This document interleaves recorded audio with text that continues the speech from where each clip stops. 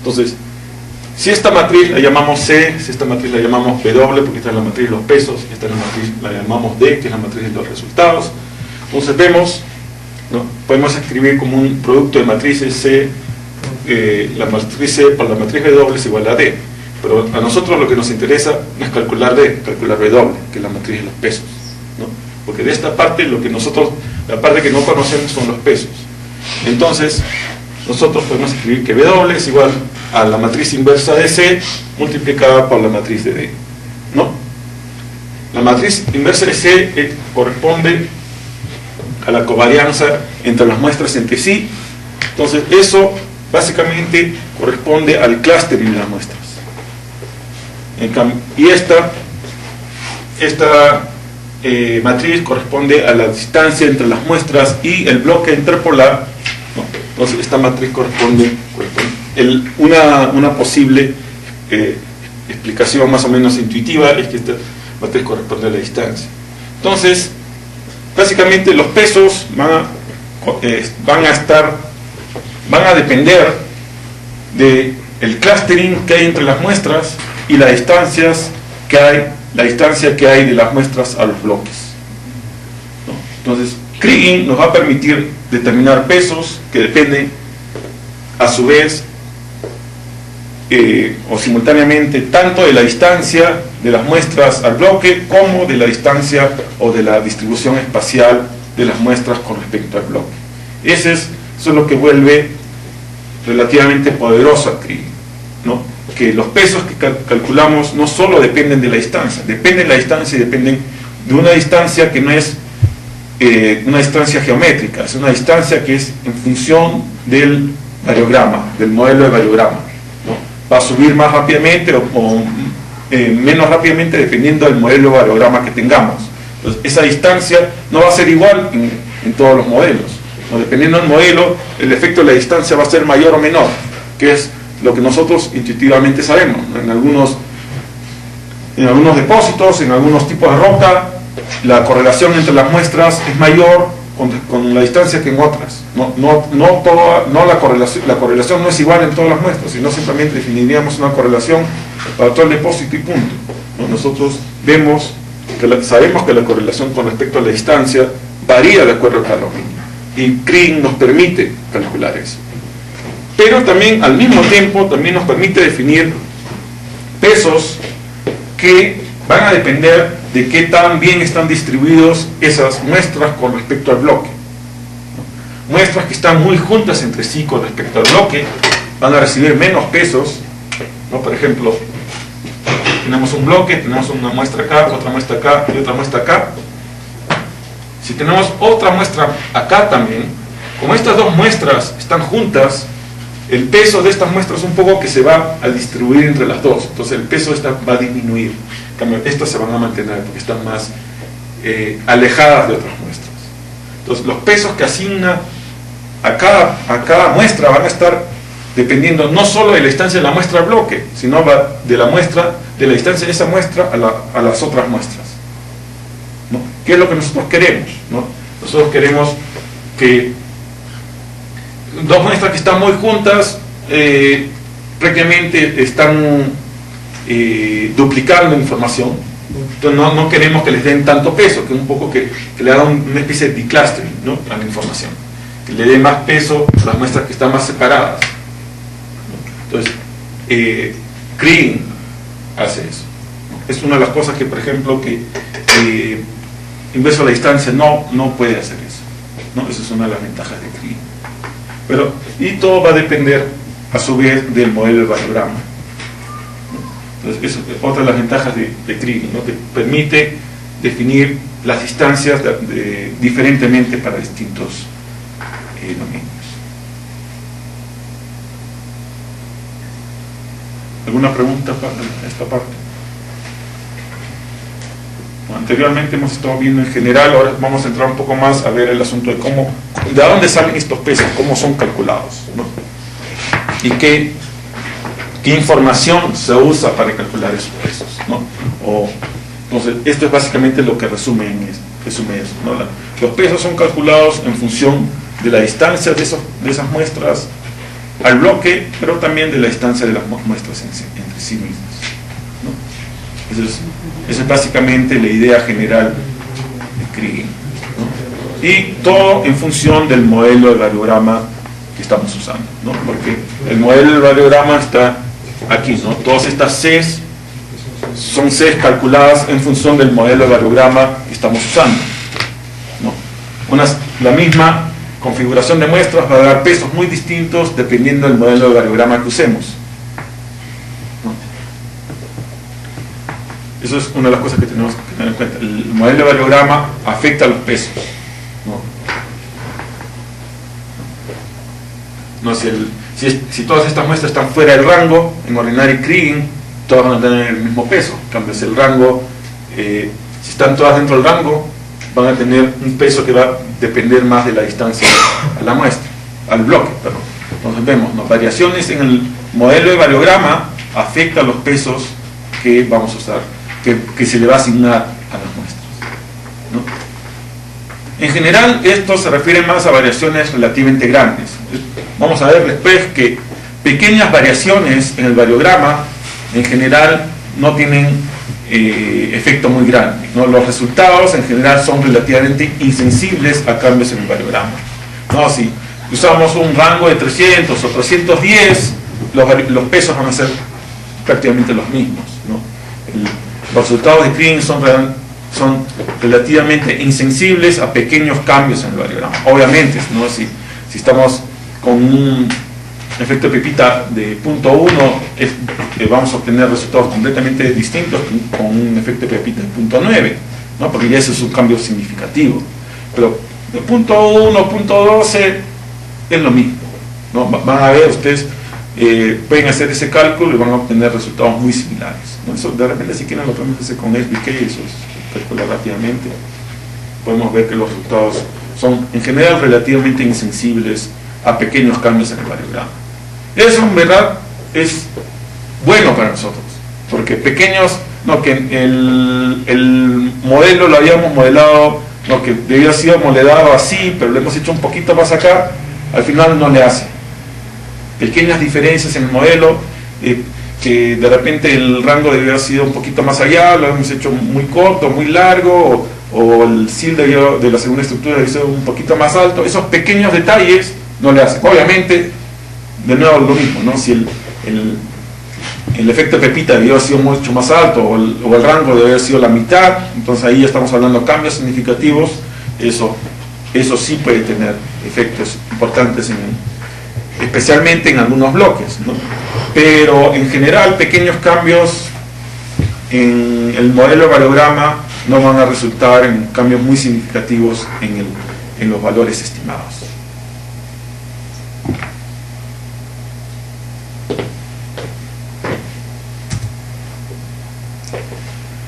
Para terminar, en resumen, Kriging es un buen estimador porque escoge los pesos en función a la correlación espacial definida por el variograma, la distribución espacial de las muestras entre sí, distribución espacial de las muestras con respecto al bloque y también el tamaño del bloque, ¿no? Aunque el tamaño del bloque no entra para el cálculo de los pesos, entra al momento del cálculo de la minimización de la varianza de estimación. Entonces, sí, eso es. Okay. Entonces ahora vamos a pasar a ver, ya teóricamente ya hemos visto los aspectos principales teóricos de cómo se estima la varianza de estimación, los pesos del Kriging, ¿no? Hemos visto más que todo nosotros lo último que hemos visto es cómo se calculan los pesos para Ordinary Kriging. Para Simple Kriging es muy similar, no valía la pena estar explicando algo, iba a ser prácticamente repetir casi lo mismo, las diferencias son mínimas, ¿no? Lo importante era entender el concepto más que aprenderse de memoria las fórmulas. Entonces ahora vamos a ver algunos aspectos misceláneos del Kriging, ¿no? Uno de los aspectos importantes es producto de esto de que los pesos que se asignan a las muestras dependen de la distancia entre las muestras, es lo que se llama el screening effect. ¿Qué significa el screening effect? Que si tienes unas muestras juntas entre sí, el peso prácticamente entre las dos se divide entre esas. Y en especial, el screening effect se refiere más que todo cuando tienes una muestra que está entre esa muestra y el punto interpolar. Esa muestra que está entre la otra muestra y el punto interpolar causa que como que el bloque ya no la vea esa muestra, y eso hace que el peso de la muestra que está detrás sea menor que la distancia correspondiente. Note, un caso hipotético, ¿no? Tenemos aquí 2, 4, 6, 7 muestras, queremos interpolar este punto y es un variograma isotrópico, ¿no? Entonces teóricamente todas las muestras deberían tener, mejor dicho, el peso solo debería depender de la distancia, ¿no? Estos son los números grandes, son los valores, los números entre paréntesis son los pesos, ¿no? La muestra número 6 está más cerca al punto interpolar que la muestra número 7, pero el peso de la muestra número 6 es menor que el peso de la número 7. ¿Por qué? Porque la muestra 5 está entre la 6 y el punto interpolar. El hecho de que la número 5 esté aquí causa que esta muestra sea redundante, su peso ya no es tan importante, entonces le asignan un menor peso del que correspondería. Algo similar pasa un poco con esta, ¿no? Esta muestra está mucho más cerca que esta, pero como tiene esta muestra que está más o menos cercana, esto ya vuelve a esta muestra un poco redundante. Esa redundancia hace que esta muestra ya no vaya a obtener tanto peso como correspondería por la distancia. Igual, aquí estas dos, ¿no? Aunque esta muestra recibió mucho más peso que esta, es en parte porque este está un poco más cerca a este punto que este, ¿no? Entonces,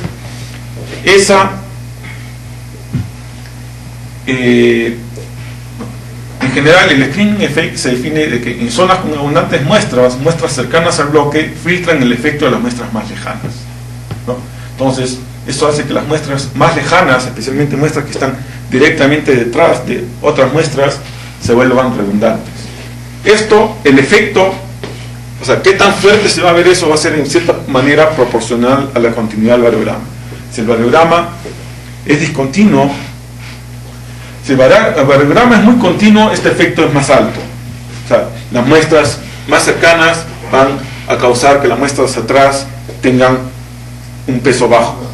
Si el variograma es discontinuo, por decir el rango es corto, el efecto de Pepita es alto, el efecto va a ser menor, ¿no?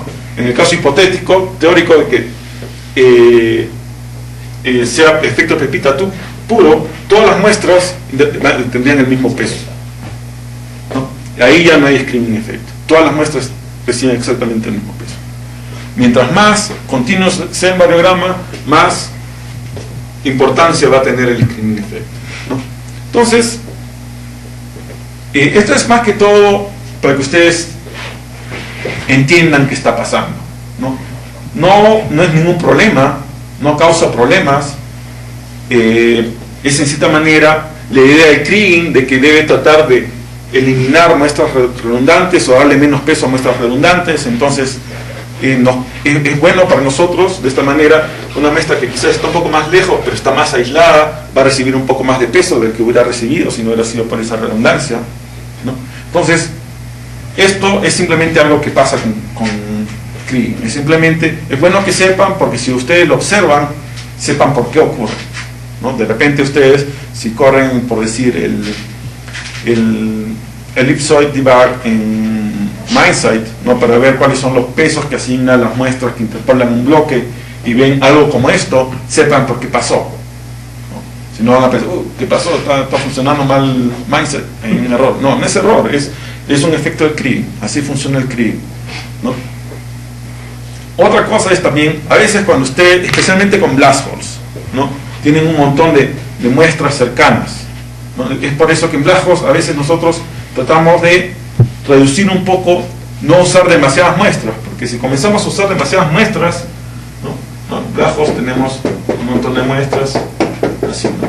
Si agarramos demasiadas muestras, las muestras que están después de este círculo van a sufrir del efecto del screening. Entonces estas muestras van a tener un peso relativamente menor, prácticamente no van a ser usadas, pero van a causar un montón de problemas, ¿no? Van a duplicar el tamaño de la matriz de Kriging. Entonces, no estás ganando nada, estás haciendo que la interpolación sea más lenta, ¿no? Porque el peso que les va a asignar a estas muestras va a ser muy pequeño. Entonces no ganas nada agarrando demasiadas muestras, más es lo que te complica la vida. Entonces, sabiendo que el efecto del screening effect, lo que tú puedes hacer es limitar, por decir, a 6 muestras, 8 muestras, eso, no, puedes agarrar las muestras del banco superior y agarrar 12 muestras a lo más. De esa manera evitas estar agarrando muestras que no te van a añadir nada al momento de interpolar, y más es lo que van a añadir, van a hacer el proceso más lento al momento de interpolar, ¿no? Entonces es por eso que es bueno conocer que esto pasa, ¿no? Y esto pasa porque así es el Kriging, ¿no? Ese efecto de cómo resuelve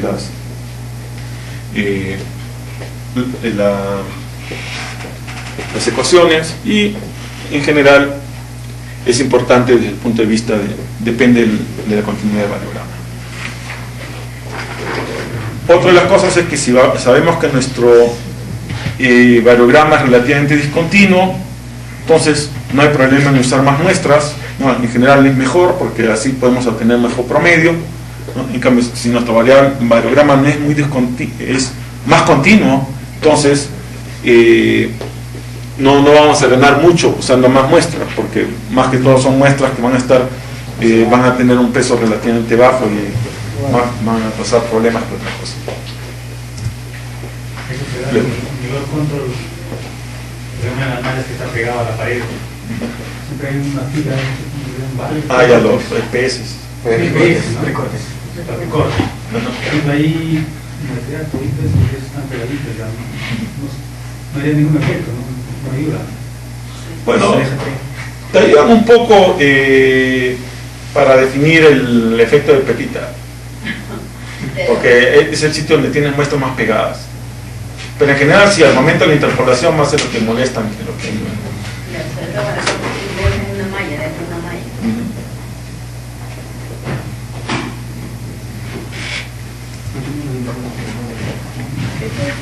Otro asunto con respecto al Kriging es que el Kriging puede producir pesos negativos, ¿no? En el caso extremo, en general Kriging casi todo el tiempo está produciendo pesos negativos. Lo que pasa es que no se dan cuenta, generalmente solo se dan cuenta cuando los pesos negativos son aplicados a la muestra de alto valor, entonces obtienen un bloque con valores negativos, ¿no? Pero lo cual es normal. Es común, es efecto de nuevo del Kriging, y es efecto cuando tienes screening effect. El screening effect, como vimos anteriormente, lo que hace es que el peso de la muestra que está detrás sea menor. Si el screening effect llevado al extremo, este peso ya no es solo menor, sino es menor que 1, menor que 0, es un peso negativo, ¿no? ¿Y eso en dónde pasa? Eso pasa generalmente como cuando el variograma es bastante continuo. Por ejemplo, el año pasado, o a comienzos de este año, ¿quién tenía a cada rato este problema? Fernando Linares con el fierro, que tiene un variograma bastante continuo, ¿no? Era producto de eso, ¿no? El variograma bastante continuo tiende a producir el screening effect, tiende a producir pesos negativos relativamente fácil, ¿no? Pero en general esto ocurre cuando el variograma es muy continuo y cuando hay muestras muy juntas dentro de un variograma continuo, ¿no? ¿Qué hacer al respecto? En general, lo recomendable es que es simplemente el valor del bloque, si salió menor que 0, volverlo a 0, o a 0.001, lo que sea. Pero la mayoría de programas tienen opciones para convertir los pesos negativos a 0. Nunca usen esa opción. La mayoría de programas tienen opciones para convertir los pesos negativos a 0. Eso no lo deben usar. ¿Por qué? Porque ustedes están convirtiendo los pesos negativos a 0 El problema es que si convierten los pesos negativos a cero, están eliminando muestras que de repente no deberían eliminar, y aparte eso puede introducir sesgos en su modelo, en cómo están calculados los pesos. Simplemente lo único que deben hacer, la mejor solución, la más adecuada, es simplemente se obtienen bloques con valores negativos, convertir esos valores a cero. El valor del bloque. El valor del bloque, no el valor del peso, el valor del bloque. Ajá.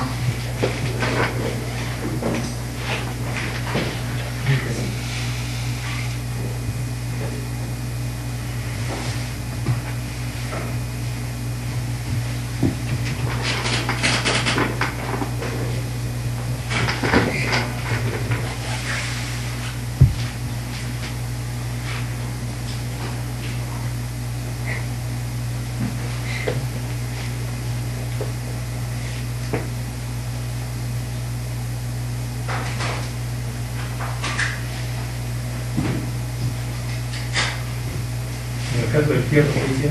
Para Eso, convertir los valores a cero. Pero del bloque. Del bloque, los valores del bloque.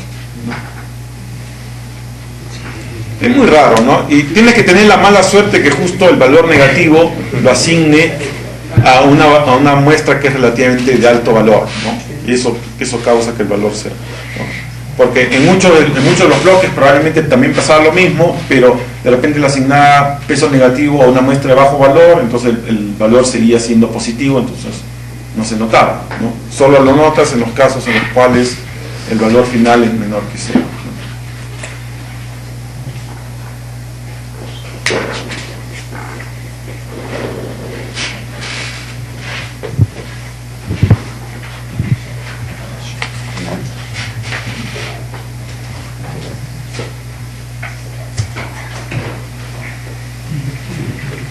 Luego, esto ya lo mencioné anteriormente,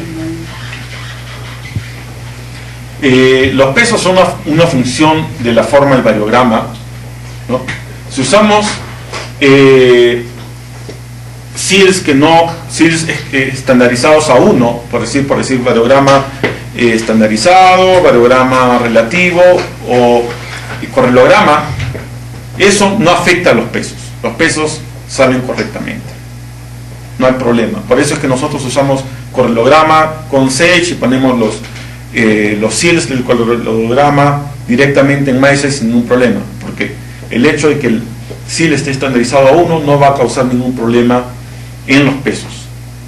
O sea, los pesos van a los pesos y por consiguiente el valor estimado va a salir correcto.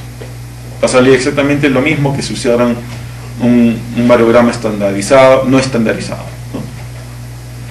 No va a afectar. Eso es importante para que sepan que no hay problema, ¿no? Eso va a afectar, tal como les mencioné anteriormente, en el cálculo del variograma de estimación. Como les mencioné anteriormente, el variograma de estimación en general no estima muy bien la real varianza de estimación. La varianza de estimación de Kriging no estima la varianza de errores real. Entonces, por eso, como se sabe de eso, en general la varianza de estimación de Kriging ya no se usa mucho, ¿no? Antiguamente le daban bastante importancia a la varianza de estimación, ¿no? Lo usaban bastante, incluso a veces lo usaban para clasificar bloques, la usaban, pero con el tiempo la gente se ha dado cuenta que la varianza de Kriging no es tan útil como se pensaba, entonces cada vez se usa menos. Nosotros en general cuando interpolamos la calculamos, pero ¿alguna vez la hemos usado?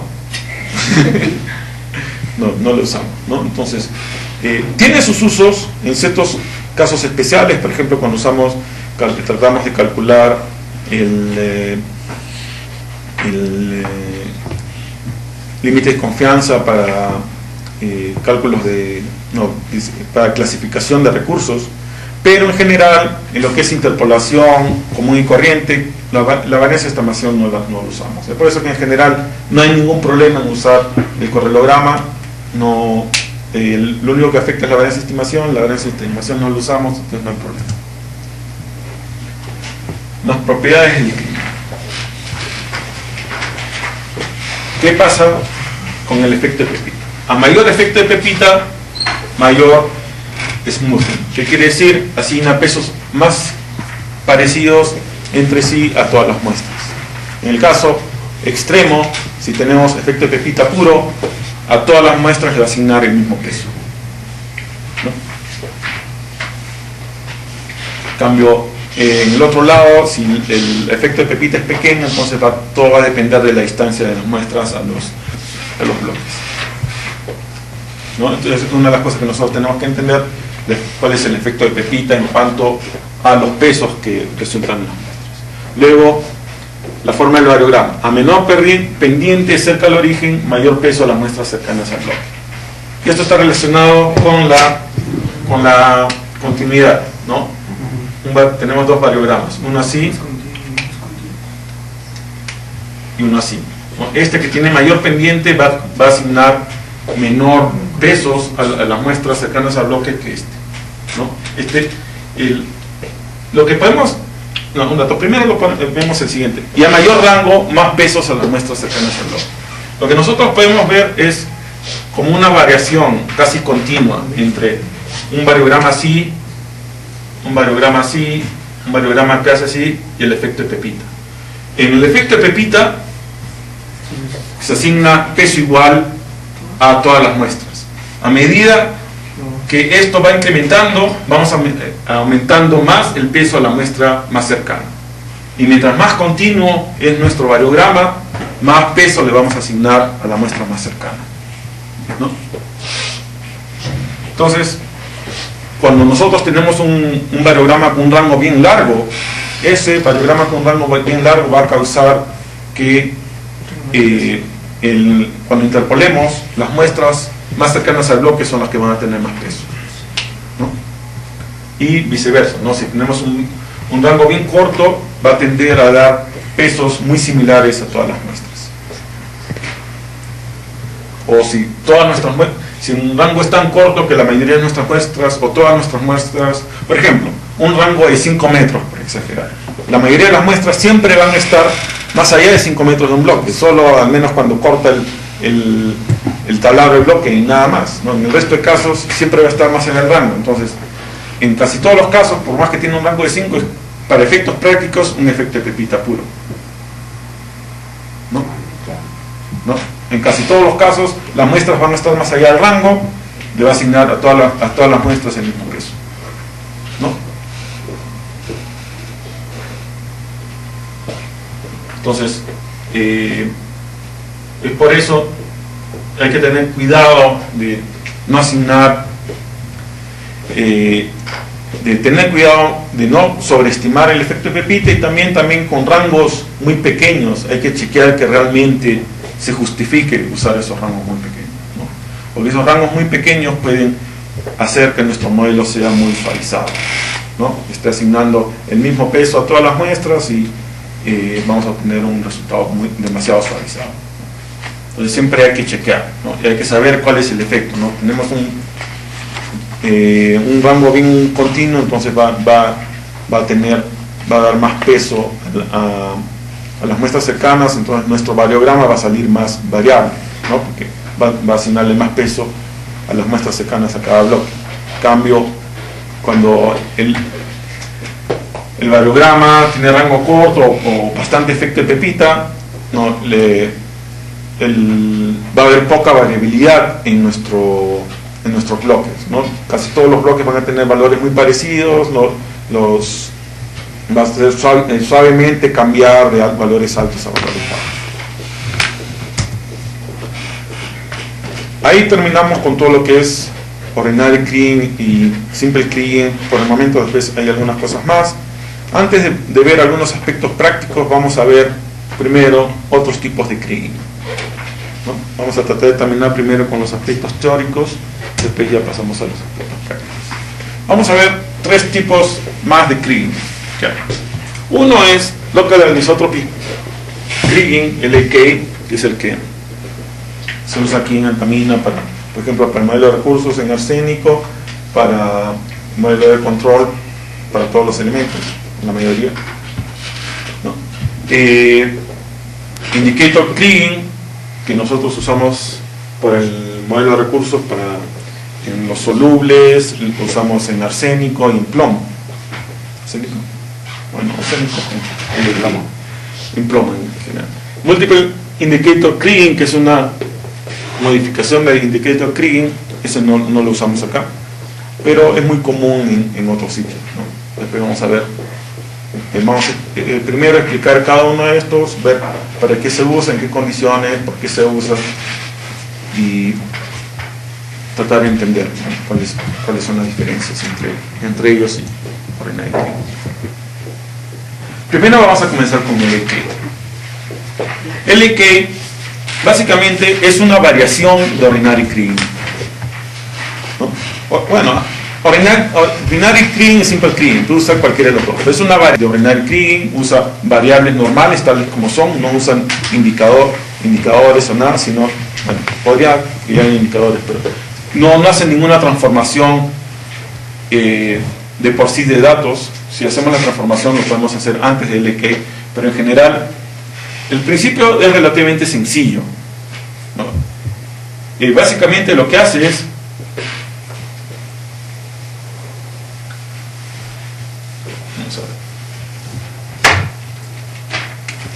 para cada bloque prueba distintos tipos de elipsoides que tienen distintas orientaciones y distintas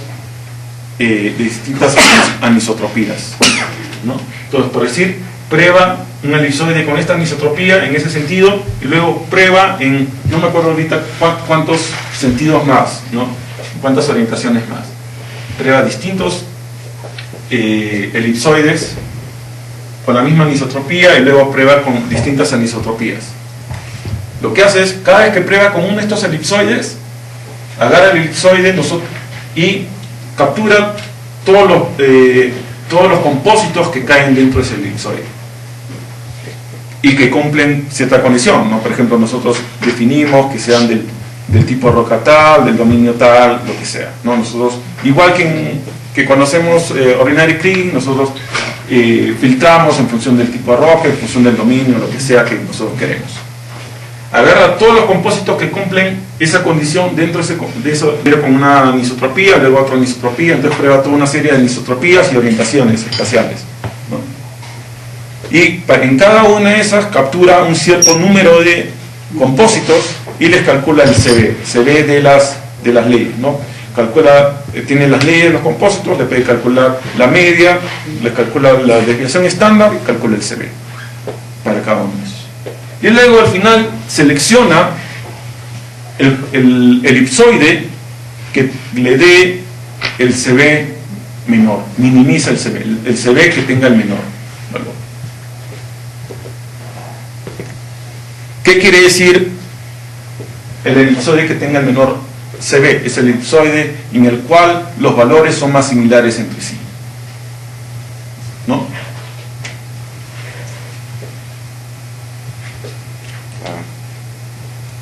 Utiliza el CB porque, especialmente en zonas en que las leyes pueden variar, dependiendo cómo se oriente, la media puede ser distinta así o así. Entonces, si solo compara la desviación estándar, por decir, ¿no? No sería una buena comparación. Por eso que estandariza la desviación estándar o la varianza, no, podría usar la varianza también, ¿no? Pero en vez de usar la varianza, usa la desviación estándar y la estandariza entre la media de tal forma que pueda comparar distintas poblaciones. Porque cada uno de estos está agarrando distintos números distintos compósitos, las medias pueden ser distintas. Lo que quiere es encontrar en qué elipsoide encuentra los compósitos más parecidos entre sí. Esa es la idea de LAK, encontrar para este bloque en qué orientación puede encontrar compósitos más parecidos entre sí. Esa es la dirección de mayor continuidad centrada en este elipsoide, en este compósito, en este bloque. O sea, el objetivo de LK es encontrar cuál es el elipsoide, ¿no?, con una cierta orientación en anisotropía que identifique la mayor continuidad centrada en ese bloque. La forma como lo hace esto, LK tiene un archivo donde están definidos toda una serie de orientaciones y anisotropías, y cada uno está asignado un código, un número, ¿no? Te prueba todas esas orientaciones y encuentra el código del elipsoide que minimiza el CB. Luego ese código lo almacena en el bloque. Y así, una vez que ha encontrado el código para ese bloque, pasa al siguiente bloque. Entonces, al final de terminar esta primera etapa, cada bloque tiene un código que corresponde al elipsoide que tenga la orientación para ese bloque, la orientación y anisotropía que defina una mayor continuidad de las leyes centradas en ese bloque, ¿no? Ese es el primer paso, ¿no? Entonces, una vez que termina que hace esto para un bloque, hace lo mismo para el siguiente bloque, y así sucesivamente para todo el modelo. Esta es la parte que generalmente demora un montón, no es la parte más difícil. No difícil, sino demora, ¿no? Porque tiene que ver muchos bloques, a veces dependiendo del tamaño del elipsoide, a veces agarra más de 1000 compósitos, ¿no? Y tiene que estar comparando, calculando el CV en distintas orientaciones, ¿no? Son 200 y tantas posibles combinaciones de orientaciones, y tiene que calcular las 200 y tantas combinaciones para cada bloque, porque no hay algo teórico que te diga, si he probado el siguiente orientación ya no la tengo que probar. No, tiene que probar con las 200 y tantas de todas maneras. ¿Las orientaciones están dadas por default? O sea... Sí, ya están definidas por default. La idea es prueba en todas las orientaciones en el espacio. Para cada bloquecito. Para cada bloque. No, la idea es no asume ninguna dirección preferencial. ¿Cómo define sus parámetros de la elipsoide? Lo único que nosotros definimos es cuál es ¿tamaño bloque? el rango máximo del elipsoide, ¿no? Entonces, nosotros decimos que este rango máximo sea 100 metros. Entonces, el rango máximo siempre va a ser 100 metros. Entonces, en una de esas pruebas, primero con una anisotropía 1, el rango mínimo, el rango medio, todos son 100 metros, no una esfera. No, esa es una prueba. Luego, una anisotropía, este es 100 y el otro es 50. Y luego, entonces, con 100 y 50, y prueba en todas las direcciones. Con 100 y 30, en todas las direcciones, así, ¿no? No me acuerdo ahorita cuáles son todas las combinaciones que hace, pero en total son 230 combinaciones, o 270, no me acuerdo ahorita el número exacto, de qué es combinaciones de anisotropías y posibles direcciones en el espacio, ¿no? Entonces, lo que pasa, no prueba en todas las direcciones exactamente porque asume que hay evita tener traslape, así que prueba creo que cada 15 grados, ¿no? O algo así, cada 10 o 15 grados en azimut.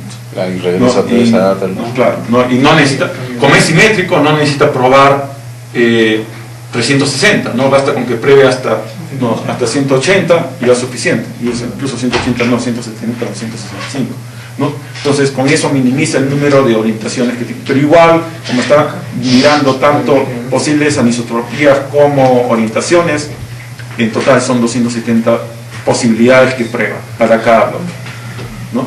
Y agarra todos los compósitos que caen dentro de ese elipsoide y le calcula el CB a esos compósitos. Y al final, la orientación que haya obtenido el CB menor, esa es la orientación que escoge para el bloque específico. ¿No necesito valorama? No. O sea que un bloque puede tener una orientación de esta manera, el bloque que está a su costado puede estar así. Sí. Una pregunta, y en el caso de un blast, ¿cómo funciona? Es exactamente lo mismo, porque recuerda, está centrado en bloques, no, y simplemente mira blasfos, no a compósitos, pero es lo mismo, ¿no? Es exactamente lo mismo. Es centrado en el bloque y selecciona. Lo único que se hace es escoge esta dirección, la dirección del rango del eje máximo. Ahí sí está limitado a un banco y no necesariamente. hacia abajo, por arriba no tiene nada, ¿sí? con los datos anteriores va a trabajar. También. En el modelo de recursos también, mira para arriba, para abajo. Claro. Mira todos los datos que existan dentro de ese elipsoide. Y le calcula minimiza el CV dentro del elipsoide. Y guarda la orientación, que es, lo guarda como un código que ya está seleccionado para ese bloque, ¿no? Y así para todos los Son bloques. en 3D. En 3D, sí. Son en 3D. Igual es 2 centímetros.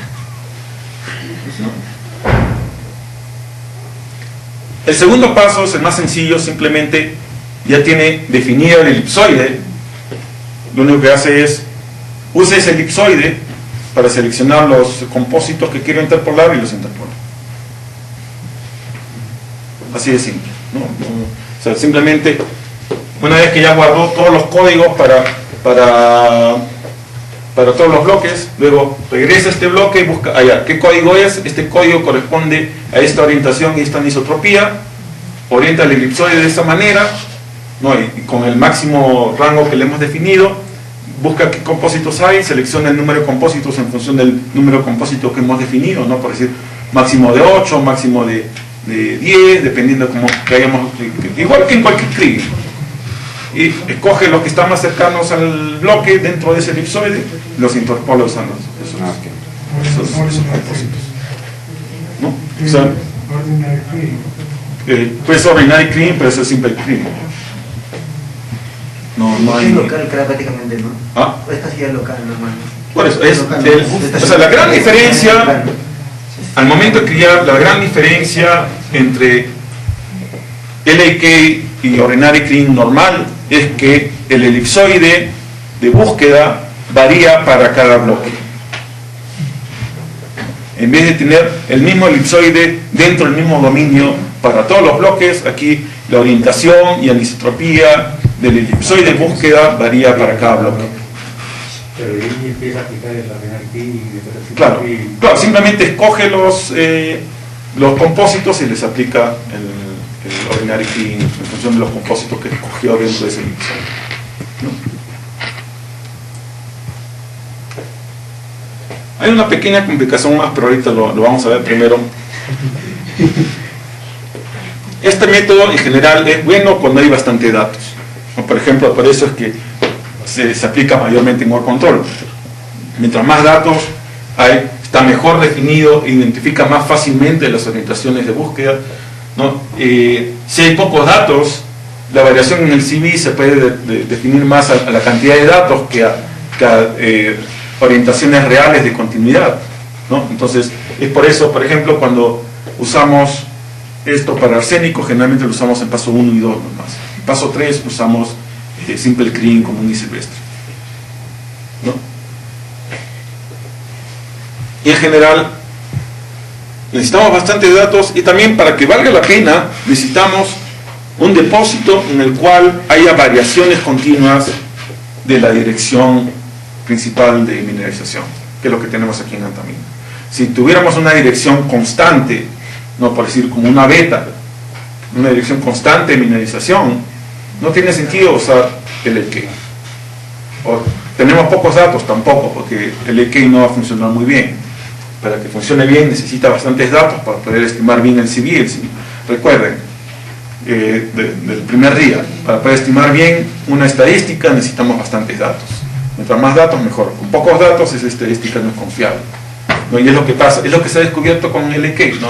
El 2005, si no me equivoco, fue la primera vez que se usó el LK, y se usó hasta paso 3 y se descubrió, ¿no?, que pasaba eso, que en las zonas con pocos datos el LK daba cualquier cosa. Entonces, por eso a partir del 2006 se decidió comenzar a usar LK solo en los pasos 1 y 2, ¿no? En paso 3 ya no, ese es para el modelo de recursos, ¿no? Y cuando ya se implementó en Word Control, ahí no hay problema, pero en Word Control casi siempre hay un montón de datos, ¿no? Pero están más o menos, los datos están asimétricos, porque para abajo no queda. No, pero igual de todas maneras hay un montón de blast holes, ¿no? No, ese es siempre el problema en OR control. No interesa si usas ordinary clean normal, siempre solo vas a tener los datos en el nivel o para arriba, ¿no? O sea, siempre hay una asimetría de la información en OR control. Es algo que no se puede evitar, ¿no? Y ahí lo hace para todos los elementos, ¿no? No solo para los elementos, para todos. ¿No? Porque la densidad de datos es casi la misma en todos los elementos, ¿no? Entonces, ahí no hay problema con densidad de datos, ¿no? Y la ventaja es que LAK te elimina la necesidad de estar subdividiendo tu dominio en subdominios de acuerdo a la orientación, ¿no? Entonces, porque una de las complicaciones que nosotros tenemos es que como Antamina es así, ¿no? Tenemos que estar subdividiendo en dominios así, ¿no? Y en eso, en modelo de recursos es un problema, pero no es tanta cosa porque lo podemos hacer. Pero en OR control es más complicado estar subdividiendo y tanta cosa, ¿no? En OR control LAK nos evita esta necesidad, ¿no? Porque calcula los elipsoides de búsqueda en cada bloque y los orienta, se puede decir, automáticamente, sin necesidad de estar preocupándonos de cuál es la orientación en esa zona, ¿no? Esa es la gran ventaja de LAK. Una sola dirección, el mismo elipsoide para todos los elementos. No, es para cada elemento, porque calcula el CB en función de la ley del elemento. Entonces, en un mismo bloque puede tener una orientación dada para fierro o cobre y una orientación diferente para zinc. Que tiene sentido, ¿no? Los elementos tienen distintas orientaciones, ¿no? ¿Es sensible el tamaño del bloque? Por ejemplo, cuando los bloques son más pequeños por modelo de recursos. No, porque básicamente asume siempre el modelo, o sea, en lo que es la selección de la orientación, en verdad no está asumiendo que es un bloque, asume que es un punto en el espacio, simplemente es donde está centrado el elipsoide, nada más, ¿no? Simplemente lo único que hace, agarra todos los compósitos y les calcula el CB. Entonces, con el LK, el tamaño del elipsoide es el mismo que en los recursos que en el de OR control. No necesariamente, no necesariamente. Tú lo defines. Nosotros, uno lo define, ¿no? Entonces, tú, si tú crees que debes usar tú puedes usar distintos rangos de elipsoide de búsqueda para distintos elementos, por decirlo, ¿no? Es una posibilidad. No sé si se haga así, pero eso es, no hay nada que te obligue a que sea exactamente igual para cada elemento, ¿no? Entonces, esa es una de las grandes ventajas del LAK, lo que lo hace bastante atractivo, ¿no? Especialmente para un depósito con Antamina. ¿Y qué otros elementos te vas a aplicar? Modelo de recursos. Por ejemplo, cobre de repente podría ser. ¿No? Podrían ver, ¿no? Lo que pasa es que LAK añade un grado de complejidad a la interpolación. Entonces, lo que tienes que ver siempre es si ese grado de complejidad que añade LAK justifica la mejora en los resultados que vas a obtener, ¿no? Cobre es relativamente sencillo para interpolar, simplemente los dominios, comparar los tipos de roca y ya, ¿no? Es relativamente sencillo. Yo creo que LAK lo volvería más complicado, ¿no? Y el resultado probablemente sería muy similar, no tendrías un resultado mucho mejor, ¿no?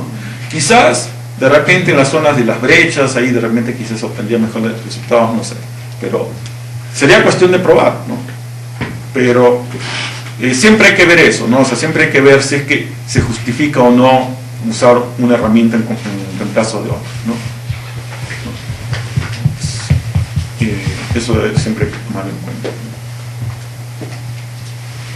Una pregunta más acerca del LAK. ¿Y en el modelo mediano plazo se usa algo de eso? LAK.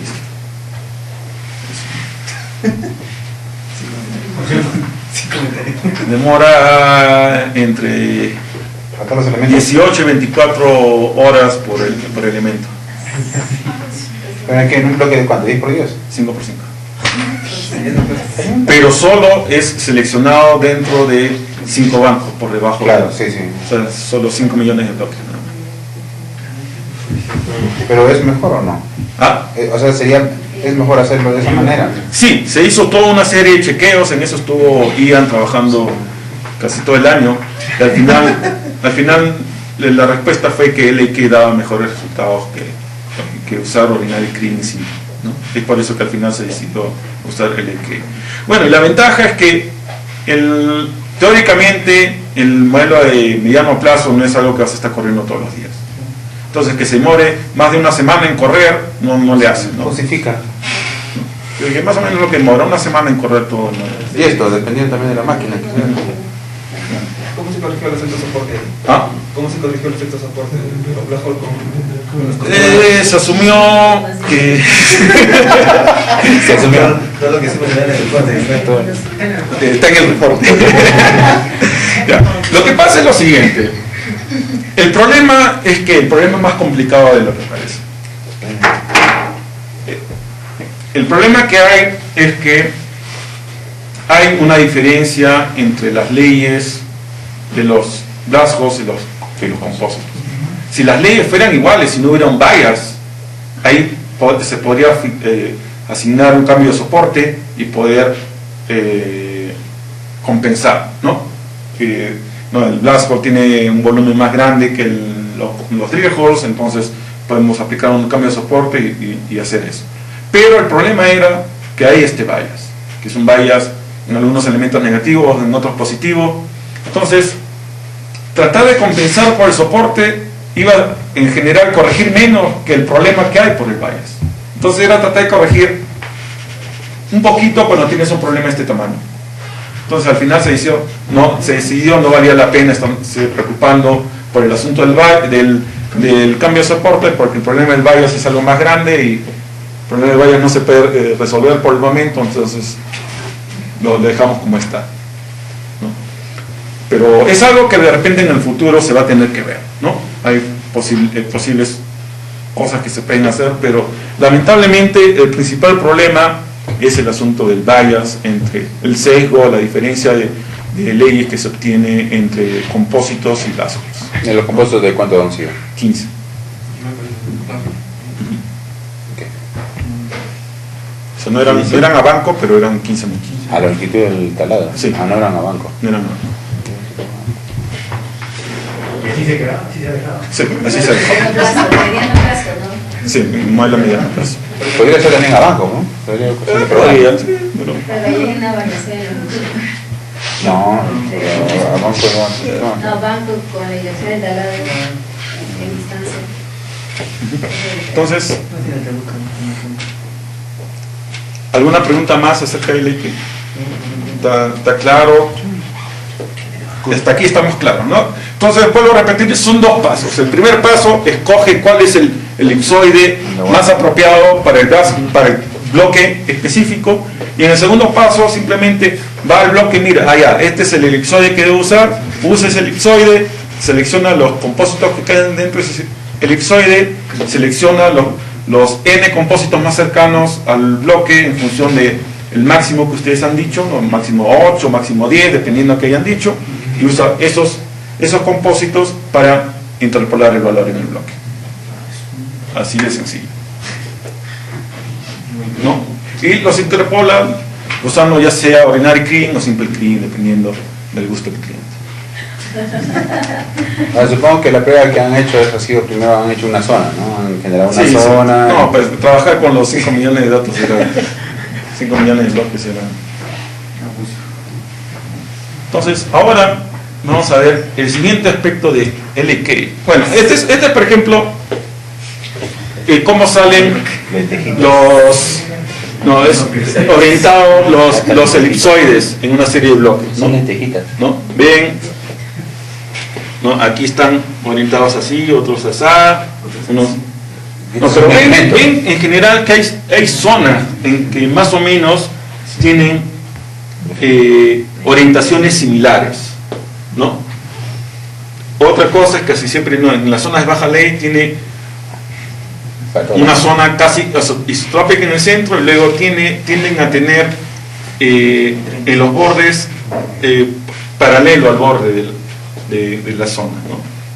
A veces tienen orientaciones así. Entonces salen orientaciones que en general se ha visto que más o menos, este es de arsénico es uno de los más complicados porque hay superposición de eventos, tienes orientaciones medias raras, entonces por eso no se ve tan claro. En otros elementos como el cobre, el zinc, ahí se ve más bonito, ¿no?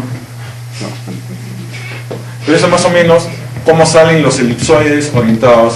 Aquí para poderlos ver bien, estos elipsoides están escaleados al tamaño del bloque, ¿no? En verdad los elipsoides son mucho más grandes, ¿no? Claro, es solamente la dirección. Pero si los pusiéramos en tamaño real, se sobrepondrían unos sobre otros y no veríamos nada, ¿no? Entonces aquí los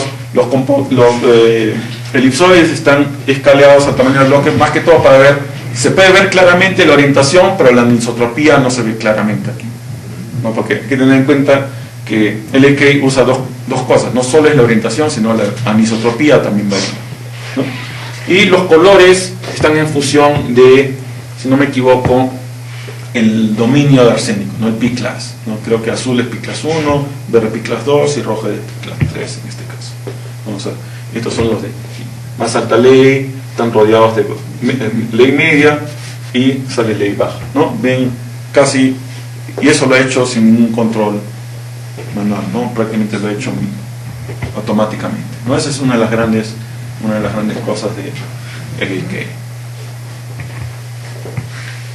Ahora pasamos al siguiente aspecto, es LK usa su propia variografía, una variografía distinta a la variografía común y silvestre. Es un poquito complicado de entender, así que van a tener que tratar de entenderlo. Asumamos que se ha agarrado ya se seleccionó cuál es el elipsoide que nos interesa. Una vez que se seleccionó el elipsoide que nos interesa, mira todos los compósitos que están dentro de ese elipsoide. Recuerden, el elipsoide nosotros siempre está definido cuál es la dirección mayor. Nosotros definimos el largo de esa dirección mayor, la orientación de esa dirección mayor va a depender de qué escogió LK, pero LK sabe cuál es la dirección mayor. Luego, para cada compósito, le calculan las coordenadas locales dentro del compósito, dentro del elipsoide, con respecto a los ejes mayor, que es el Y, y el menor, X. También con respecto al eje Z, pero para verlo más fácil es en dos coordenadas, en plano nomás, le calcula coordenadas locales para ese elipsoide específico, ¿no? Para cada compósito. Entonces, en base a esas coordenadas locales, puede calcular las distancias, ¿no? Si tengo otro compósito acá, con otra distancia, yo puedo calcular la distancia entre estos dos compósitos, el vector h, porque no solo es la distancia, sino la orientación. La orientación ya no con respecto al norte verdadero, sino con respecto al elipsoide principal, que este es el norte ahora. No, en este caso, por ejemplo, si está apuntando para allá, el norte sería para allá, ¿no? Pero en este caso creo que está apuntando para allá, entonces el norte sería para allá. Entonces puede calcular cuáles son los H que corresponden a cada par de datos dentro del bloque. Entonces la gente los tabula de esa manera, le calcula cuáles son, a qué H corresponde cada par de compósitos dentro del elipsoide y cuáles son las diferencias. Luego va al siguiente elipsoide y de nuevo, pero en este caso el siguiente elipsoide ya no está orientado así, va a estar orientado así y va a tener un distinto, otro norte y otros compósitos, pero le va a calcular de nuevo las posiciones, las orientaciones en función de las coordenadas locales de ese compósito, y va a calcular los H's, pero los H's en función del norte de ese elipsoide. Pero entonces un H que aquí está orientado así, un H que aquí está orientado así, pueden ser exactamente el mismo H. Esos H son los que los junta. Entonces calcula el elipsoide o la variografía a lo largo de las orientaciones principales bueno, en todas las direcciones, pero en general lo que está haciendo es calcular una variografía en función de las orientaciones preferenciales de orientación. Entonces calcula, te va a dar en función de un norte, sur y este, pero va a corresponder con los nortes, sur y vertical, de norte y este y vertical de los elipsoides rotados, ¿no? Y una vez que ya tienes todos los pares, ya te puedes calcular el parograma. Y eso es lo que hace. Agarra varios datos, así que estoy así. Agarra todos los compósitos, a veces son más de 1000 compósitos dentro de cada elipsoide. Y a veces puede agarrar el mismo elipsoide. No, a veces. Es bien común que agarre el mismo elipsoide, el mismo compósito en distintos elipsoides. Pero este mismo compósito en el elipsoide adyacente va a tener coordenadas distintas. Porque son las coordenadas en función del otro elipsoide, ¿no? Lo importante es solo hace pares de compósitos dentro del mismo elipsoide, no agarra compósito en otro elipsoide, ¿no? Solo pares dentro del mismo elipsoide, ¿no? Y el H está definido para ese elipsoide, pero ese H, como está definido dentro de este norte del elipsoide, ese norte puede ir variando, pero igual el H no puede decir un norte-sur dentro del elipsoide, aquí puede ser así, aquí puede ser así.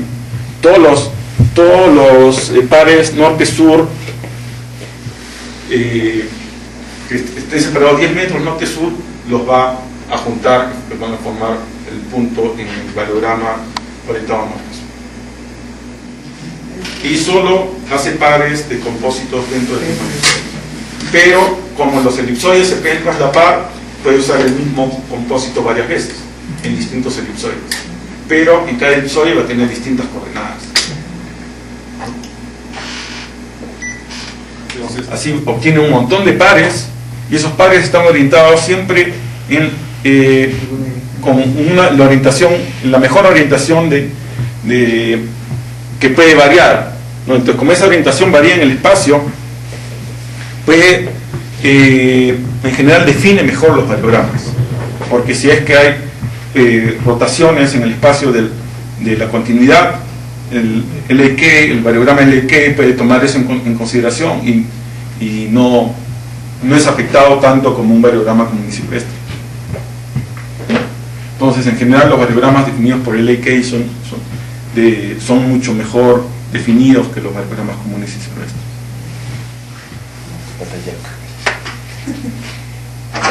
Entonces, va a generar un archivo que tiene el elipsoide ID, las X, Y, tiene Z también, por el momento lo ignoramos, locales, ¿no? Para cada compósito, ¿no? Este es un compósito, por ejemplo, 1, aquí tiene 0, 0, luego el elipsoide 1, también este es 1, 1, y así, luego el elipsoide 2, este es 0, 0, elipsoide 2, 3, 3, ¿no? Entonces, ahora lo que hace es, una vez que ya tiene esta información, calcula los H's, ¿no? Para calcular el H, solo va a calcular H's entre puntos que son del mismo elipsoide. Es en cierta manera equivalente al downhole ID. Solo va a comparar, en el downhole ID solo compara muestras del mismo taladro, aquí solo compara muestras del mismo elipsoide. Pero H's iguales los junta. Porque aquí todos son en función de los X, Y que son rotados, ¿no? Aquí ya no le interesa dónde está. Todos están en coordenadas relativas para cada elipsoide.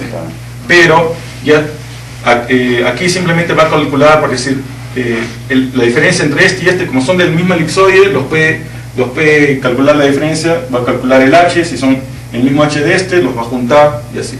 Y es el promedio de esos H's. El promedio de esos H's, ¿no? Dependiendo para cada dirección. Entonces, básicamente nosotros vamos a obtener un archivo que tenga esta información, lo ponemos en Sage y ahí calculamos el parograma. Pero usamos la opción que usa el elipsoide, no downhole parograma, ahí la opción esa, la del ASMA. Esa es. ¿Alguna pregunta más acerca del EQ o alguna de las cosas que hemos visto hoy día? Guillermo, los elipsoides son todos del mismo tamaño. El rango máximo sí, pero la anisotropía, es decir, el tamaño de los otros de las otras direcciones relativos al rango máximo. Es decir, por ejemplo, yo fijo que el rango en el eje Y siempre es 100 metros, pero el rango en el eje X puede ser o 100 metros, o 75, o 50, o 30. Pero no me acuerdo si hay hasta 10, no me acuerdo. O sea, hay distintos grados de anisotropía, ¿no? Entonces, siempre puede ser menor que el Y, pero no puede ser mayor. Siempre el mayor es en el eje Y, igual con el Z. Eso que tú fijas. ¿No? Tú fijas que el eje Y va a ser un rango dado, un máximo dado, y el tamaño de los X y Z lo ves escoger en función de cuál minimiza el CB, ¿no? Al igual que la orientación. Como en el asunto de antamina, ¿no? Que la orientación no sigue un comportamiento lineal, ¿no? Que la orientación aquí es así, es así, es así. Entonces, este tipo de que la orientación global no es lineal, eso es lo que...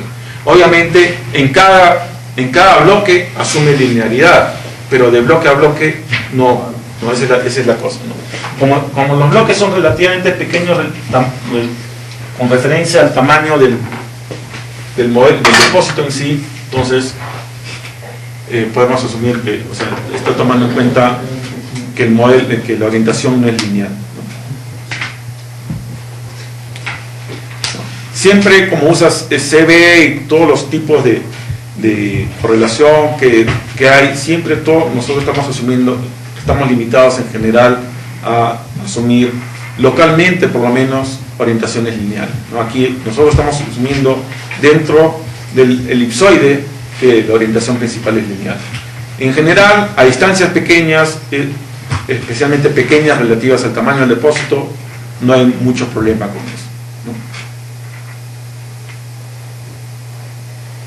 Pero no puede asumir elipsoides curvados, ¿no?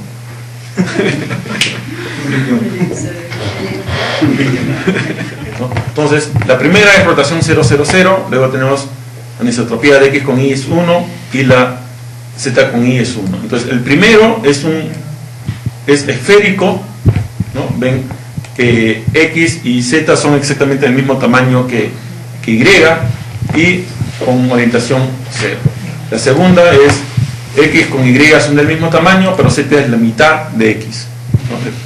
Y luego la tercera es X del mismo tamaño que Y, pero Z es un tercio.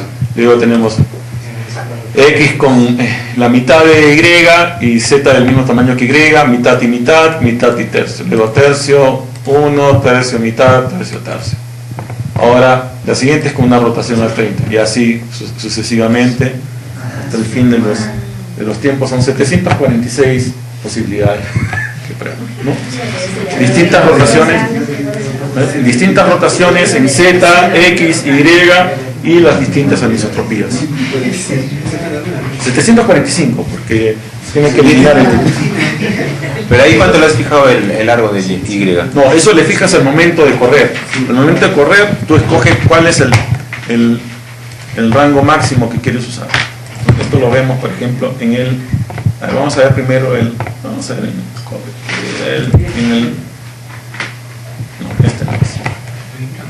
en el table. Este es el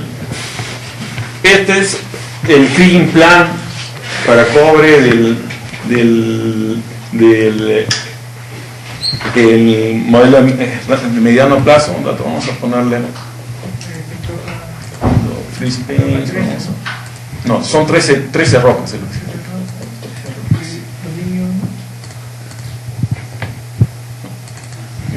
Entonces, aquí tenemos un grupo que son 3 rocas. El primer grupo es de roca 10, 13, nada más. El segundo grupo es 20, 31, 32, 37, y el tercer grupo es 22 y 34.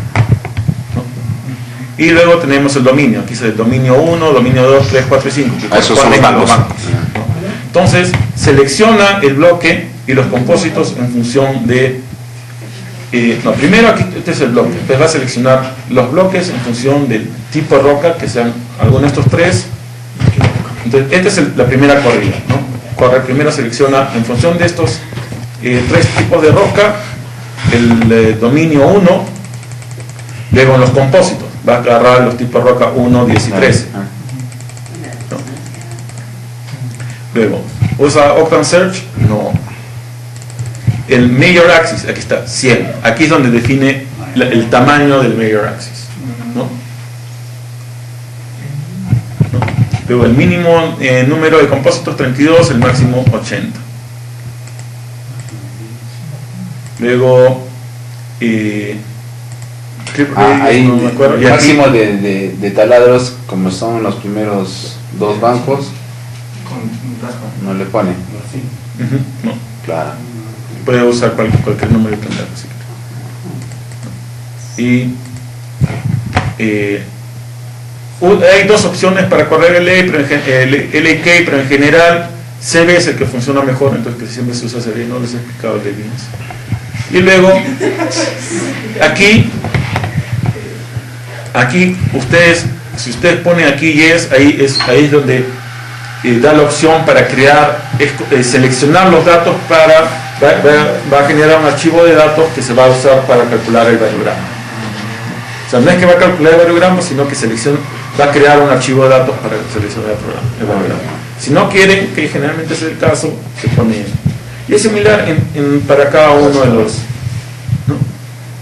de estos. Esto es para correr el primer programa, el programa que define los elipsoides de búsqueda, que se llama Neighbor. El segundo programa, que es el LAK propiamente dicho, se corre con un archivo muy similar, que es el CUKIT.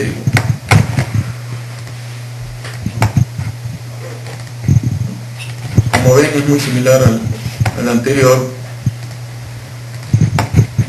Igual, aquí, pero no necesariamente las opciones son iguales. ¿no? Aquí Claro, todas. para el primer dominio, este es el dominio 1, agarra todas las rocas y todos los compósitos y usa Simple Kriging.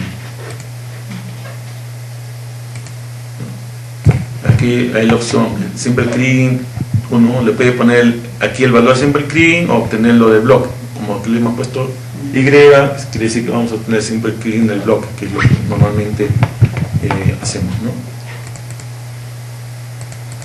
Luego, Search Type Global o Local. Global sería básicamente un ordinary kriging común y silvestre, ¿no? Con el elipsoide de búsqueda orientado en la misma orientación para todo el dominio. Local, ahí es donde usa el LAK. Me parece que todos tienen L, que está usando LAK. Y de nuevo, aquí el rango, el tamaño del elipsoide no tiene que ser necesariamente del mismo tamaño para cuando defines el elipsoide que cuando haces la búsqueda de datos, ¿no? Pero en general tiene más sentido si es que se hace de esa manera. Y aquí le pones 100, luego aquí pones si quieres usar octantes, aquí el número de compósitos que quieres usar, la máxima distancia del compósito.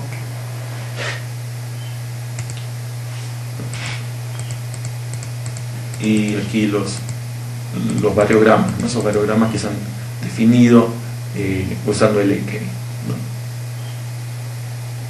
Hasta el nugget, el SIL de la primera estructura, aquí están los rangos ZXY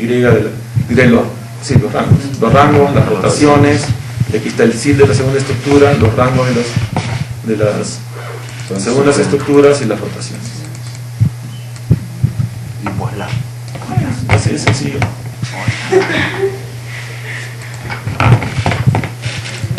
Entonces,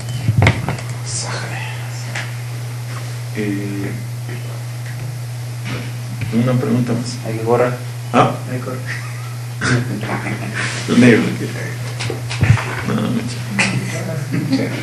Ahí podemos ver cómo salen los elipsoides no tengo ahorita visualizador para el elipsoide, pero puedo mostrarles los códigos. Los códigos para ver cómo cambian los códigos de los elipsoides de bloque en bloque, ¿no?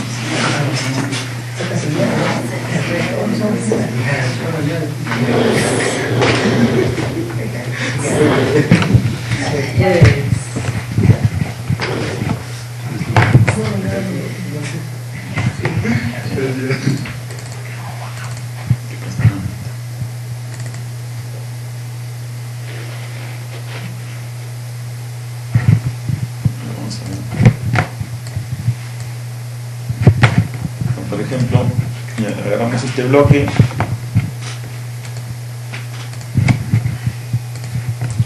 Solo nos interesa, por decir, vamos a ver todos.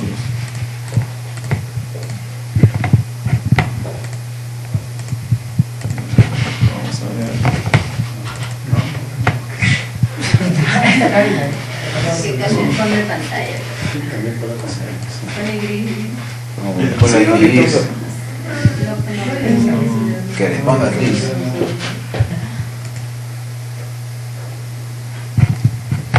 Cambio color.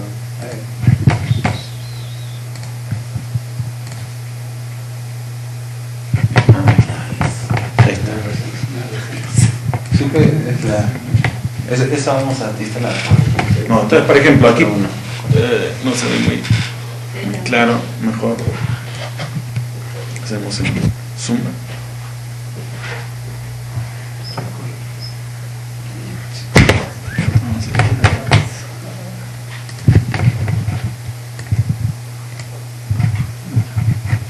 No se ve bien lo que mejor se veía anteriormente. Así.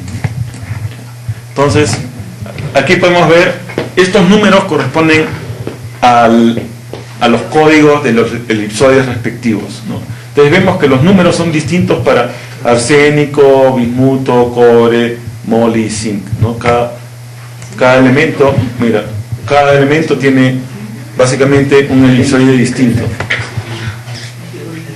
¿no? 516, 324.